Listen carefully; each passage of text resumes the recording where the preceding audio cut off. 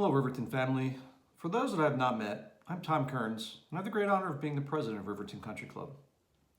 First and foremost, I hope you and your families are staying safe and healthy during these unprecedented times.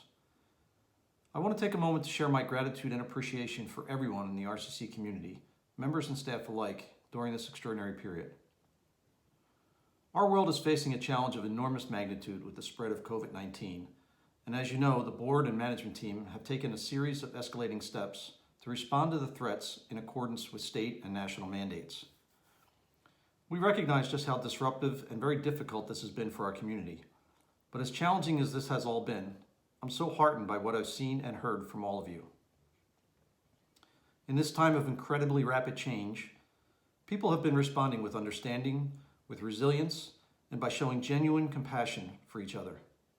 Our incredible community inspires me with our strength, our resolve, and our support of one another. Please know that the board and management team are continuing to identify new pathways in providing services and to reimagine our Riverton traditions. In addition to the continuation of our tip ticket program and takeout service, you can look forward to upcoming golf seminars, Sunday night family trivia, a virtual Riverton raffle, and much more. We understand that these are challenging times for all of us, and we are doing our best to maintain both the club as a business, but more importantly as a connection point for each of you. If you aren't already following us on social media, I encourage you to do so and to share pictures and videos of our community coming together during this time apart. Today I'm calling on you to continue supporting our club as much as you can, but I also wanted to provide some updates to keep you all informed of what we are doing. We have been so appreciative of your support of our takeout offerings these first few weeks. From a la carte to family packages, and now even beer and wine, your orders are not only crucial for our club, but they have a significant impact on our staff morale. Ordering takeout just 2 to 3 times a month not only helps our club financially, but allows us to keep our kitchen staff employed and allows you to easily meet your minimums. Additionally, we were thrilled to be able to provide the services of our vendor, Ashley Foods, and were blown away by the overwhelming 3,500 pounds of meat ordered in just the first week. While the club makes no money on this, we felt it was an incredible opportunity to share with you, and since the initial order, other clubs have joined suit, and Ashley has been able to bring back several furloughed employees. We will continue to provide this service as long as possible and are looking into other vendors and services we can provide to you as well. As we navigate through this challenging chapter together, now more than ever, our staff is playing an invaluable role in helping to continue to providing services and maintaining our beautiful home away from home. With that said, we have had to make the difficult decision to furlough most of our staff, excluding some key personnel. After aeration is complete, our course superintendent, Drew Wright, will reduce his winter crew, but is confident the course will be maintained and in prime condition for when we return. In the kitchen, we are keeping a small yet highly functional team to continue providing takeout service 6 days a week for you. Please know it is our full intention to bring all workers back on as soon as we're able to resume normal operations. Also, at this time, all staff members on our medical benefits will remain covered, and the club will continue to pay our portion of their premiums. In regard to golf access, our GM, Joe Mendez, has been working around the clock and has been in constant communication with various golf associations and lobbyists to see if and when we can begin to allow limited access to our course. At this time, however, we are still strictly required to not permit anyone access. Please be assured the course is being patrolled several times a day, and we've kindly asked our neighbors to please not use it as a public park.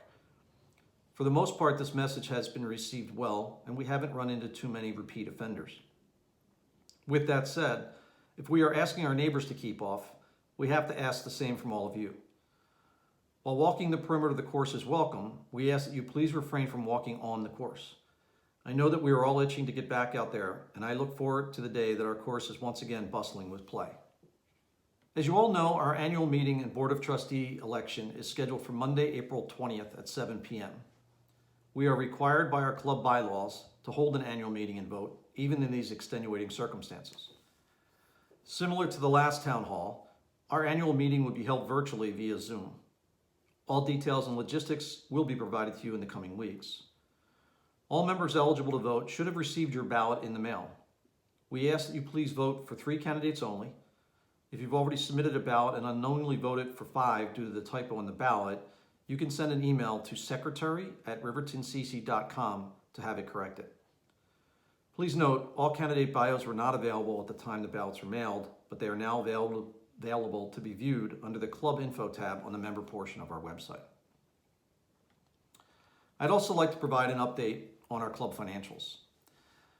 As a private club, we have unfortunately been excluded from many of the small business provisions in the stimulus package. We are a dues-driven organization, and so we must continue to collect dues. In addition to feverishly working to reschedule all banquets, events, and outings, we are restricting spending as much as possible and will continue to do so as we move forward through the year to make up for any projected deficits.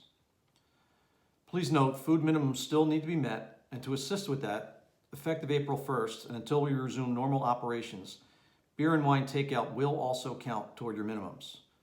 We will be delaying all billing on lockers and bag and pull cart storage. Additionally, we are further extending last year's guest passes. More information about that will be forthcoming. We fully understand that this pandemic has impacted our nation, not only physically, but financially, and each of you may have some difficult decisions to make. Please do not hesitate to reach out to us at any time with questions or concerns or to discuss your situation. Finally, as I've previously mentioned, we've made the difficult decision to lay off most of our staff. While we believe they will fare well under the upgraded unemployment benefits, many of these impacted workers have no other safety net to rely on, and I'm calling on all of you to lend a helping hand. Hopefully you've seen my message regarding the Employee Relief Fund that I've established, and for those of you whom I've already contributed, I sincerely thank you for your generosity and thoughtfulness. While we understand that many of you have also been impacted and may not be able to donate, we ask for those who that can afford to, please contribute. Links to donate via Venmo or Facebook and the address to mail checks will be found at the end of this video. Any donation, big or small, is welcome and will have a significant impact both financially and emotionally on our fellow RCC community members. I don't see this as an act of charity, but rather an act of solidarity. I would please ask that all donations are in by Friday, April 10th, so that we can distribute the funds to our staff the following week, which would be their next normal paycheck. In this time of uncertainty, it is crucial for us to not only rely on one another, but lift each other up. I sincerely thank you for your consideration to lift up our community and pray that this will all be over soon. For 120 years, our club has navigated through times of war, financial crisis, tragedy, and now an unprecedented world health crisis.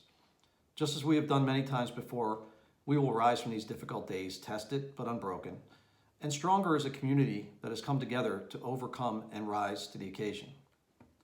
By working together, we will find unimagined solutions to our shared challenges. We will look to each other for our continued hope, support, and encouragement.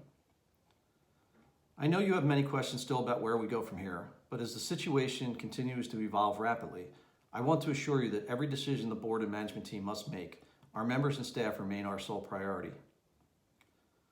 Our Riverton Country Club family is strong and resilient and capable of making the amazing a reality. I want to close by expressing my thanks to all of you once again.